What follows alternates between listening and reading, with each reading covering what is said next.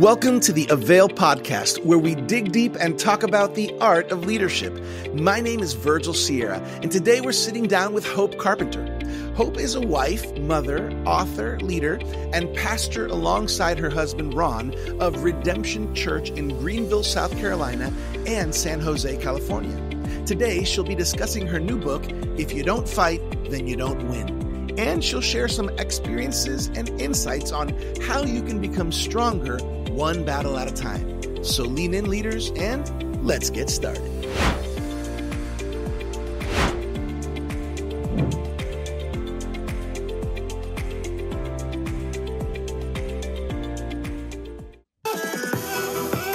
Welcome back, everybody, to another episode of the AVAIL podcast.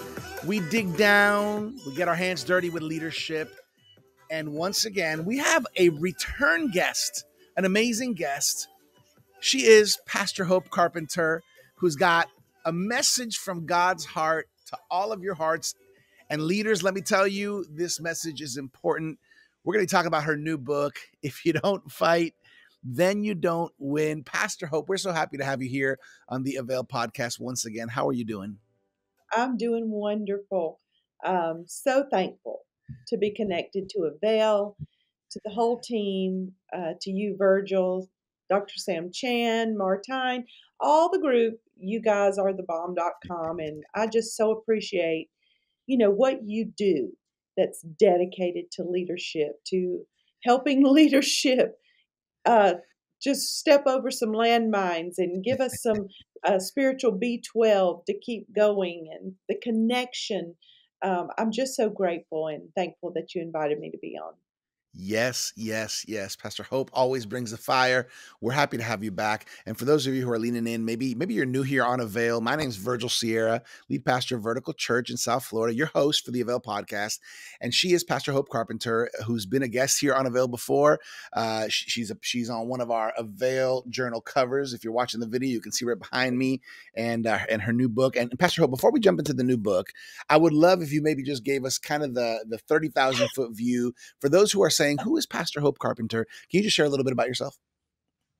Well, I'm a little country girl from a little bitty town called Calhoun Falls, South Carolina.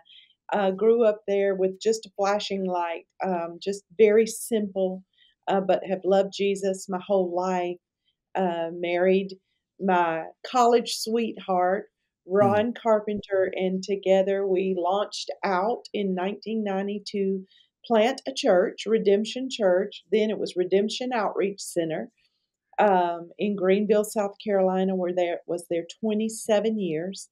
God called us to succeed a general in the faith, Pastor Dick Bernal, in San Jose, California. We moved there, have been there almost 6 years. It's hard to believe. We have been in California for 6 years. But 3 years ago, we came back. Our church people were crying for us to come back. We said, you know what? We just don't think our work's done. So now we go coast to coast. We go from California to South Carolina every month. And we are just busier than we've ever been, but so fulfilled. The church is growing. It's a spirit-filled church. And, no holds bar. We don't hold back. Ron will say, we're not the latte church. We're not the ones where you want to come and hold your coffee on the pew because it could get kind of crazy. You might get burned. So we're just enjoying life in our mid-50s. We have 3 children, 5 grandchildren, pretty busy, but love the call that God has on our life.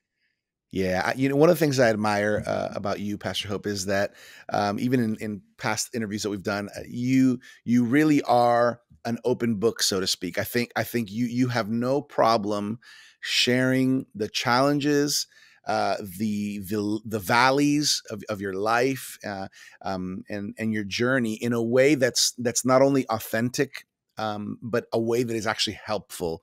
And I think I really admire you that, and I appreciate that about you. And even as we're here today, specifically to talk about your new book, I think it shows a little bit about that feisty spirit in you in a good way. The book, everybody, is If You Don't Fight, Then You Don't Win, Becoming Great One Battle out of time. And I would love just for you to start, and I'm holding it here for those on video. It's a beautiful book. But just to start it off, why did you write this book? Well, I've lived it. I've been at a crossroads and had many times, but major crossroads for me in 2013. And I've chronicled all that in my other book, The Most Beautiful Disaster, Hmm. where my life just crumbled. And it started crumbling in 2004 and went for 9 years just trying to figure out what was wrong with me, what's going on in my head. Am I really called?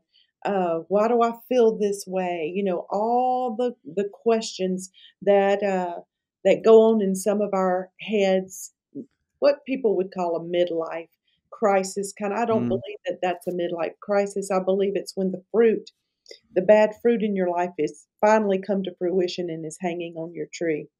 mm, And you got to decide right then what you're going to do with all that. And in 2013, I just couldn't live like that anymore. And so I was at a crossroads and I had to decide, what am I going to do?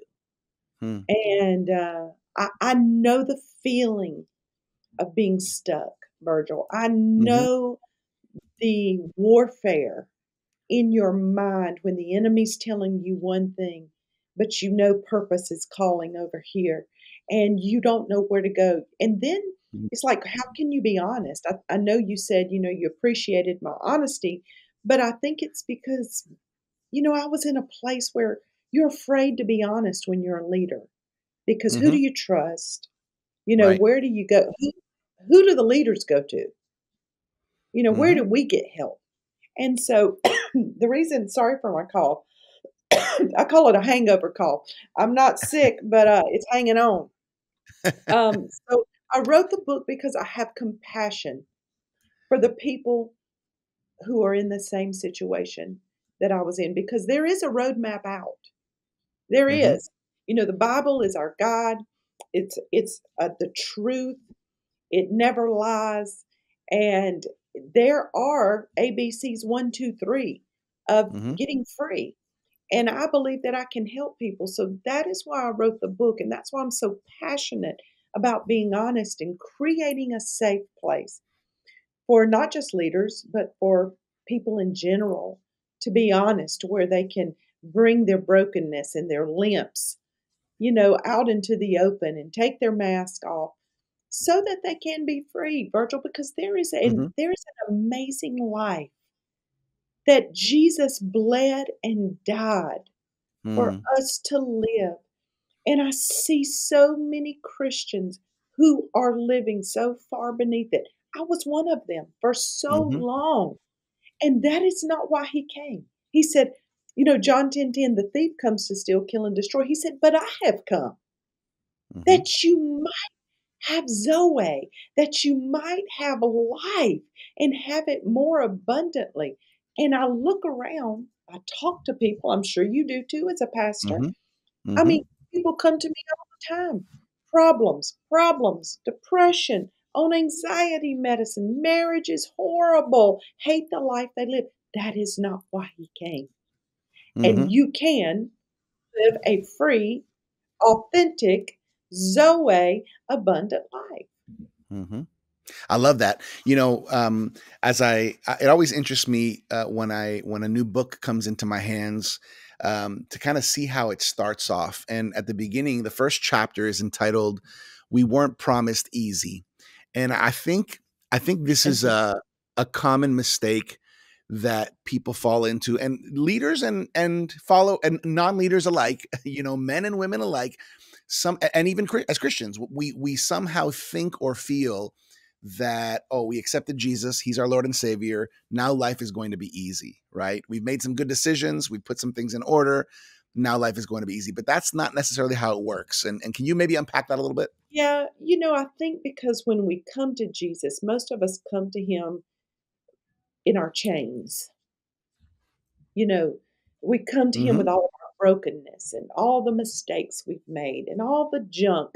and we run to Jesus, this Savior who's going to save us and get us out of all this. And then sometimes we are told from the pulpit that if you just say these four scriptures and you know, do these three things, that everything's supposed to be wonderful and fine in your life.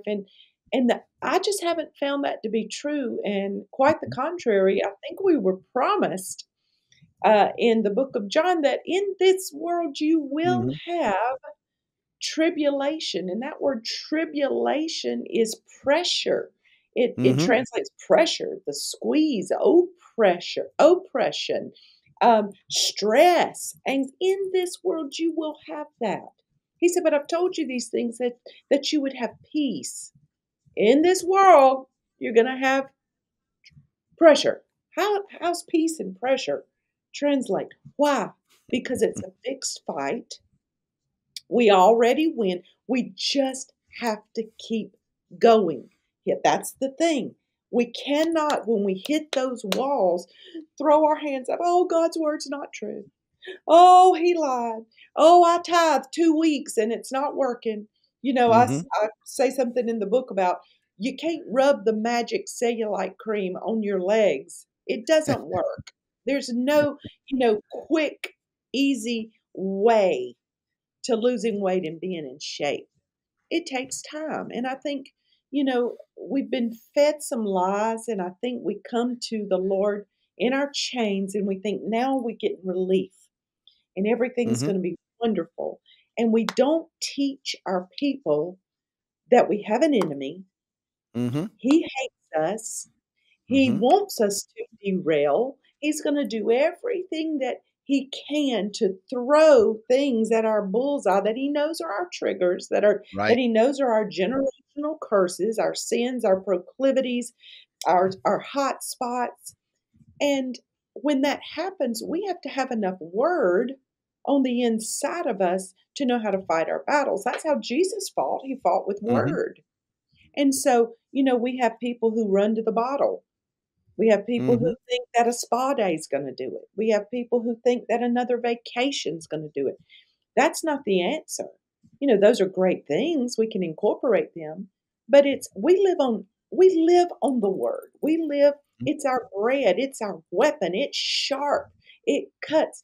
And what do you need a sharp knife for? It's for battle. So when the battle comes, that's what we use is our word. So, yeah, people think we're supposed to have easy once we start, becoming Mm. a Christian, going to church. No, no, no. That's when you just change sides. You just Mhm. you just change sides. And now you really do have an enemy who hates you, Hmm. who wants to steal, kill, and to Yep. destroy. Yeah, that's good. I can't help but think I always get an image when I hear this title. If you don't fight, then you don't win. And I love the cover because it's the corner of a boxing ring, right? And that little chair there for the boxer. And when it comes to this, right? If you don't fight, you don't win. How did Hope Carpenter A kind of learn how to fight, and B, when you were at a point, because I figure there's a point where you want to give up, where you're just like, I'm done fighting, or I have no more fight in me. How do you then find the strength, find the motivation or encouragement to say, I'm gonna keep fighting. I'm gonna move on.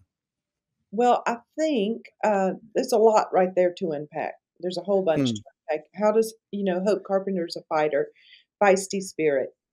Hebrews 12 tells us how to run. It says we're in a race, and it tells us how to run. It says we have to run with endurance. Well, the only way to build endurance is pressure.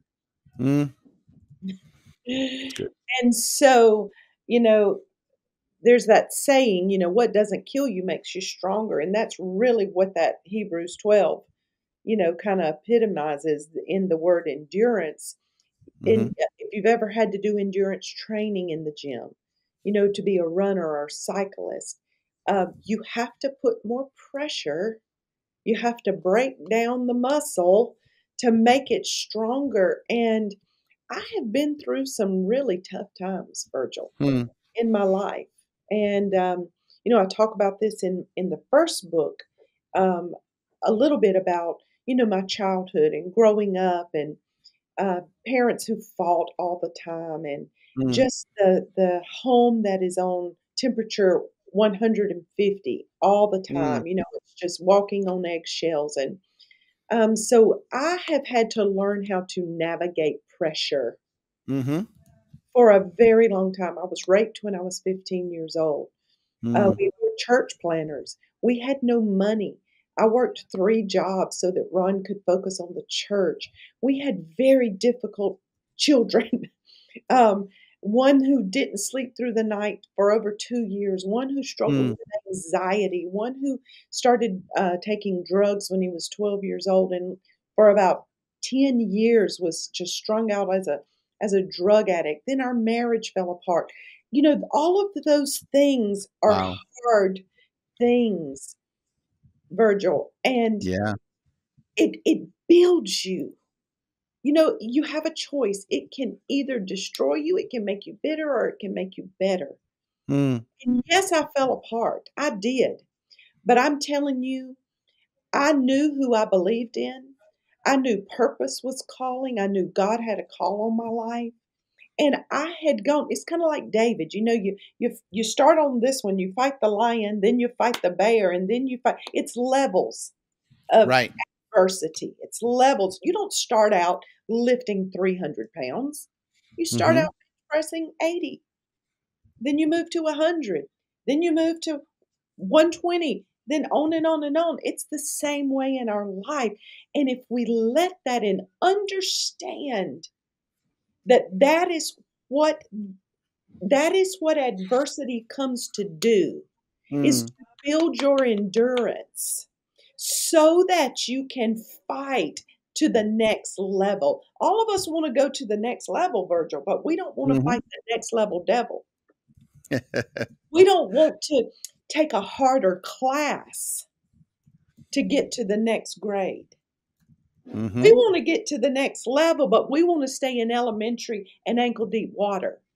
mhm, And that is not the way it works. That is not God's economy.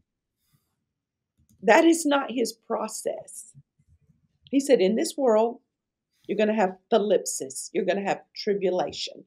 You're going to mhm, have trouble. Don't get afraid. Fear not. I've already overcome the world. I got to use this. I'm a good daddy. I got to put your tail in time out sometime. I mhm, got to bend you over my knee and spank you sometime. Right? You got to learn some lessons mhm, sometime because I'm a good daddy.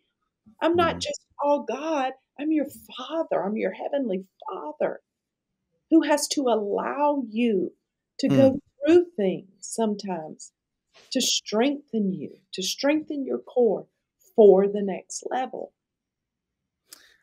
I love that. I love that. I think it's so true, and I think, it's one of those lessons that we might know in our head, but it's hard to We hate it. embrace and accept in We our heart. hate it.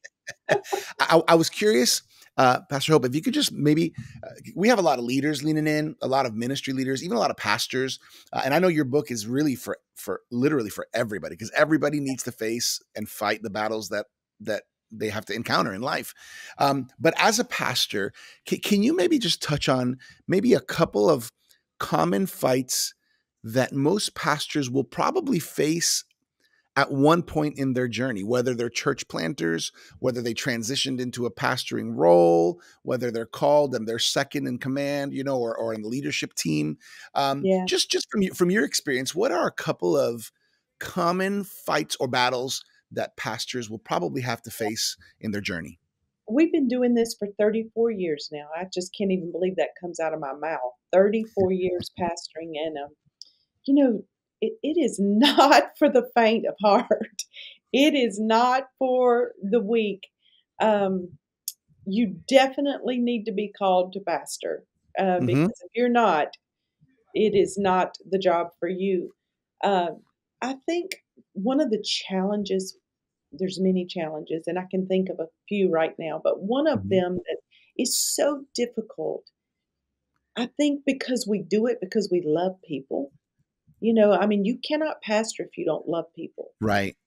And because we love people and we want to see them free, and you feel like everything you do is for this congregation or, you're following now or whatever. And then how you get hurt by people. I Yeah. think that's one of the biggest challenges is guarding our heart to still love people, even when we're hurt by people. You know, I think one thing that helps me with that Mm-hmm. is that, to him who has been forgiven much, Mm-hmm. loves much. Mm-hmm. And and if you're very open about your own struggle and you don't have a self-righteous spirit, it's easy Mm-hmm. to understand why people do what they do. Yeah. I understand why people act the way they act and fall off the cart and or act a certain way or are bitter or, divisive. It's because our heart condition. We're not healed. But when you have a lot of pastors who are afraid to take off the mask and say, I've struggled in this, I need counseling for that myself, I need help over here, who have a very self righteous, and we do have a lot of pastors and leaders who for whatever reason, for fear, people won't respect them or follow Mm-hmm. them, or embarrassed or hidden sin, whatever it is, are afraid to take the mask off to say, Mm-hmm. I've struggled with this. God's had to bring me through that. So we create this self-righteous Pharisee spirit. Mm-hmm. And so we think we've got it all together. We're the pastor. We're Yep. the leader. We don't struggle with that. So we get all offended when these people struggle with that. But he who has been forgiven much, Virgil, understands and loves much. So I think if we could, as leaders, really be quick to say, I don't have it all together myself. I don't. I need help. I'm a sinner Mm-hmm. myself in need of a savior. I struggle with this, and take our Pharisee robe off and go get some counseling for ourselves. I don't think we would be as hurt, when people leave and when people do XYZ or, cause division. That's very hurtful in ministry when you feel like you've given your life and then people hurt you, Yeah. right? And then Yeah. another area of ministry, I think that's hard to overcome for us has been um, is for me. Let me say me. I'm not going to speak for Mm-hmm. Ron. Mm-hmm. Is shame. Is Mm. shame. Is knowing who you really are, Mm. but trying to portray something else. Uh, that's Exhausting. it is exhausting, and the enemy will beat your brains out. Beat Hmm. your brains out with shame. And all it is doing is crippling you from being everything that God's called you to be. Mm. And, if we could just stop looking behind, we Mm-hmm. we press forward. We stretch forward with our eyes fixed on Jesus, the author and finisher of our faith. We run this race that way. And we just have to tell shame where to go. And shame and keeping our heart pure to keep loving people. Because if you don't love people, you need to get Yeah. out of ministry.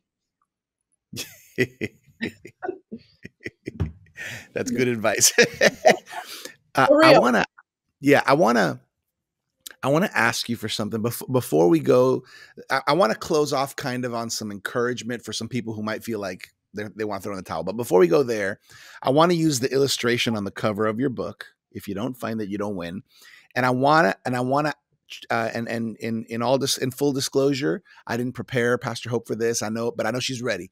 If you know how the boxers, they have in their corner, they have their coach and their trainer, and Yes. the people that are in their corner. I would imagine along the journey, you've had people in your corner. I know that I've heard you testify to that. So this is a two-part question. And the first one, you don't have to be there so long, but how important is it to have people in your corner, and who to have in your corner? And then the second part is, and I'll say this just so you can start thinking about it. If if you today, 2024, Hope Carpenter could go to the corner of what year did you get married? 1990. Of 1990 Hope Carpenter's corner while she's getting into this, into the ring of life and marriage, and you could give her a few pieces of advice Wow. being in younger Hope's corner, Yeah. what would that be? So let me start off easy on, why is it important to have people in your corner, and who? I think that was part of my major downfall, Virgil, is that I did not have mentors. I mean, this is 1990. We just, I think we'd just gotten a cell phone. No, we Mm, couldn't afford a cell phone, but they were out. But, internet wasn't even out. So this is a long time ago. mhm, And um, we grew up in a very primitive Pentecostal holiness church. You didn't hear about, mentors or mentorship programs, and if mhm. there was any, God knows we couldn't have afforded it. Um, but I think that is one of the major reasons That's is good. because I didn't have anywhere to go. I didn't have a safe place to bounce my thoughts and my feelings, and because you were taught back then, even in marriage, you don't share this with your mom and dad. Mhm. You don't go to this person about your marriage. You don't talk about your husband, and so you just stuff down and you keep it down and you have nowhere to go at all. So mentorship, I have found for me personally, Mm. has been a lifesaver. It helped to save my life. God used people Wow. helped save my life in 2013. If it had not been for Living Waters and Lee and Denise Boggs and other people that God had brought into my life, Dr. Marilyn Hickey, people like that who who looked past the issues and just loved me and saw something in me and said, there's something valuable on the inside of you. There's a parable about, buying the whole field. You Mhm. miners know that they're going to have to dig up a lot of dirt to get 1 ounce of gold. Mhm. But they don't go digging and complaining about the dirt. Right. They go prepared to find the gold. Mhm. And that is what a mentor is. A mentor Wow. knows I got to dig up a bunch of dirt and I'm going to help excavate. I'm an excavator. I'm going to go in there looking for the gold. And that's what mentorship has been for me. They didn't get sidetracked. They didn't get tripped up. They said, we're going to deal with this. We're going to get this dirt. We're going to get it out of the way because there's gold in there. We're going So on good. a gold hunt. And that's what Mm. it was for me. It helped to save my life. And that's why now, in this stage of my life, I love going to preach at churches. I preach all the time. It's amazing to me to get to walk in congregations and to minister to people at the altar. But in this stage of my life, at 55 years old, I've determined that I wanted to be more intentional about pouring into people this way on a mentorship level. I do conferences where I take 10 ladies at a time for 4 days. I do about 8 of them a year. For 4 days, I cook every meal for them. I teach all day long. I provide a safe, homey, motherly atmosphere where I can pour into these ladies because I know what it meant to me, how it saved my life. So I think for me, mentorship is one of the greatest investments that anybody can make in their life. That's powerful. I love that. Now, with that in mind, if 2024 Hope Carpenter was given the opportunity to go to the boxing corner of 1990 Hope Carpenter's corner to give her some advice, some counsel, and some training, what would be a couple of bullet points there in that advice? I'd say, baby girl, pack up and run. No, I wouldn't. No, I wouldn't. I would tell her, listen, what you have lived in and what you have been through has affected you. Mm, It has affected you, and you cannot sweep pain under the rug. wow. Buried pain does not die. Mm, And if you do not deal with this pain, it's going to come out of you. Your heart is soil. Every one of our heart is soil. I would say, Hope Carpenter, the pain that has been buried in your heart is going to produce a harvest. And it's going to be a very ugly harvest mm, if you do not deal with this pain. And I'm here, Hope, to help you deal with this pain. You got to mm, take time. You can't be everything to everybody. mm, You're not ready. You've got to deal with hope, and you've got to deal with everything that you have lived in as a child to help you launch into adulthood. Help. mm. That what great advice. And I think as I hear you say that, I can imagine how many people just say, I'm just going to truck through this and I'm going to forget what happened. And I can't, there's another phrase. I think I've heard a line kind of like, people are trying to open their door till tomorrow without having closed the door to their yesterdays in a way of dealing with it. And that's what you're talking about. And imagine that advice. I mean, how helpful that would have been. Um, and, Oh, and, and right now there's people listening who need to hear this, Pastor Hope. And specifically as we're getting on the final stretch here, there are people listening and leaders who are feeling like they just want to give up, who are feeling like yeah. they have tried on their own strength. You know, they've tried to be everything to everybody and they've realized that it's impossible. They might be hurting. They may be crying. They may be at their last, at the end of the rope. What advice would you give to people who are feeling like they want to give up? You can't give up. Mm, But I don't mean that in the state of you got to keep doing it the way you're doing it. mm-hmm. You cannot continue down a path of leading while you're bleeding. Mm, I wrote an article for AVAIL when my first book came out, and it was mm-hmm. leading while you're bleeding. And you can't do that, right? Mm-hmm. You you cannot lead well when you're sick yourself.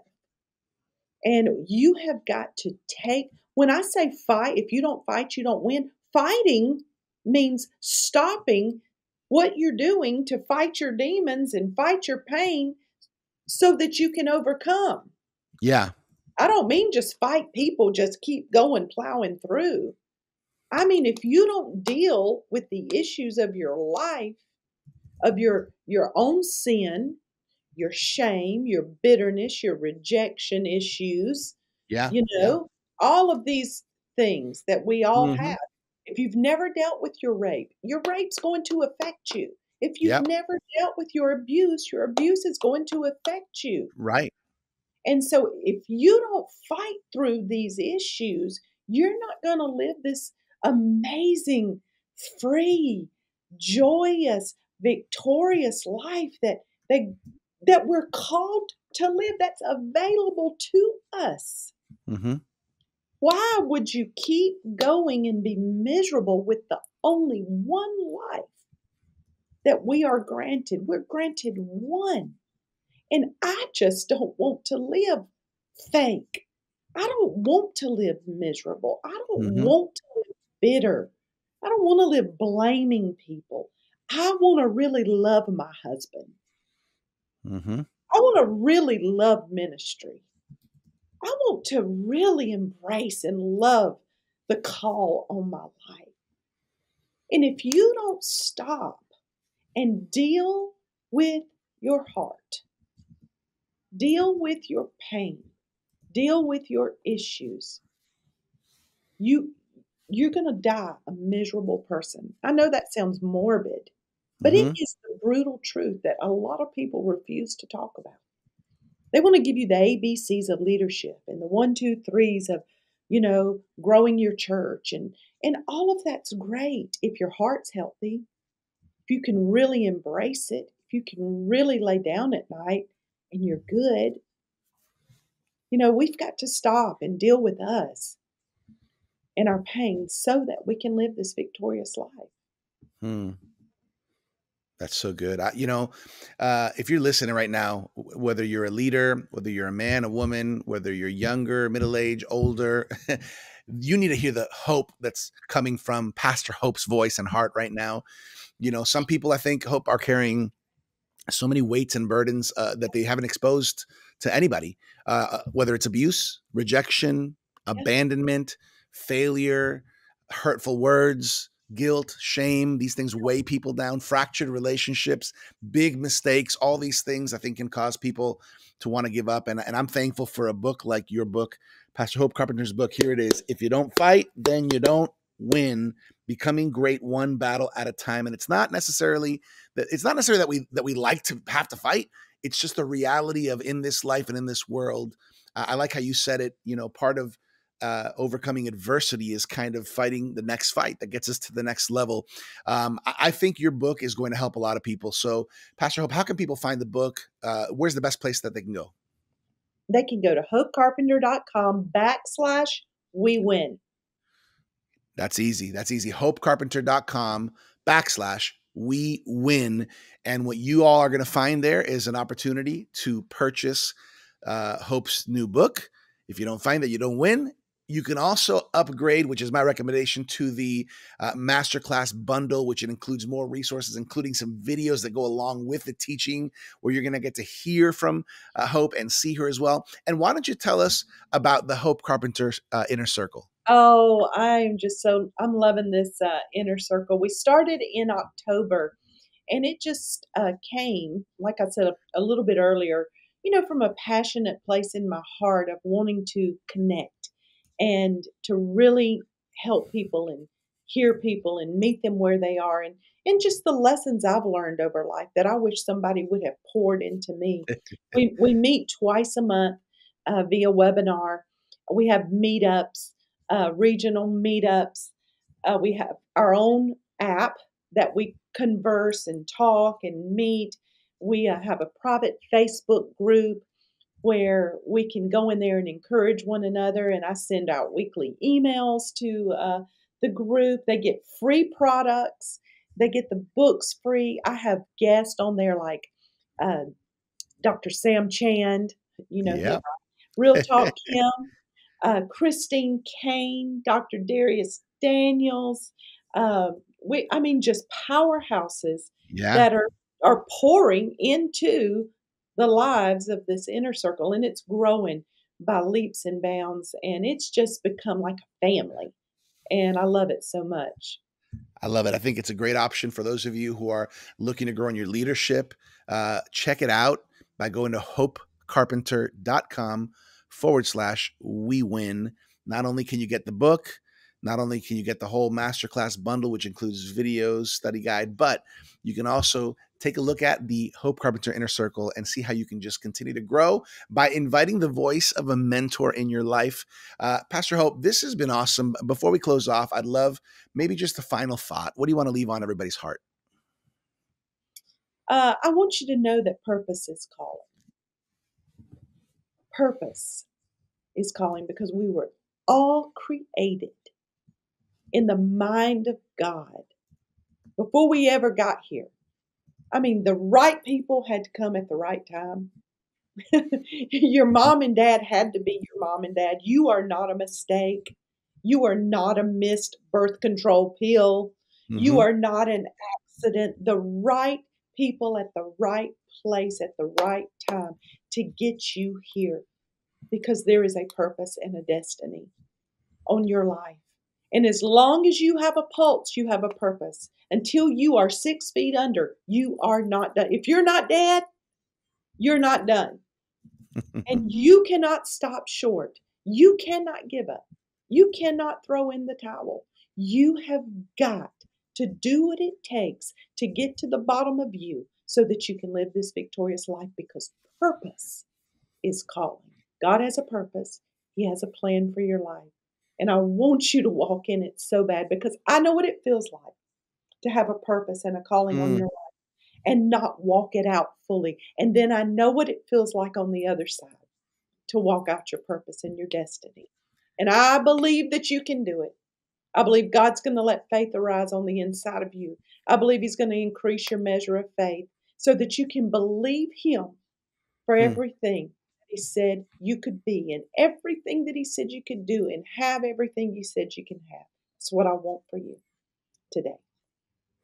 Beautiful. Hey, everybody. The book is If You Don't Fight, Then You Don't Win by author Hope Carpenter. You want this book, everybody. Remember, by going to hopecarpenter.com/we win. That's where you can get access to this book and other great resources. Pastor Hope, I just want to say on behalf of the whole AVAIL team, Dr. Sam Chand, Martijn Van Tilburg, our founders, everybody who works here at AVAIL, myself, we honor you, we bless you, and we're thankful for your life and your leadership. Thank you so much, Virgil. I love you guys. Thank you, everybody. Hey, I hope you guys enjoyed this. Pastor Hope just opened up her heart and shared some secrets, which it's just a teaser. You got to get the book. You got to get the book. Lean into it, everybody. hopecarpenter.com/we win. Thanks for connecting with us. On behalf of AVAIL, my name is Virgil Sierra, lead pastor of Vertical Church, Iglesia Vertical here in South Florida. We are one church, two languages. I'm your host. Every week when a new episode pops out with some fresh leadership insights that will help you on your leadership journey. We will catch you next time right here on the AVAIL podcast.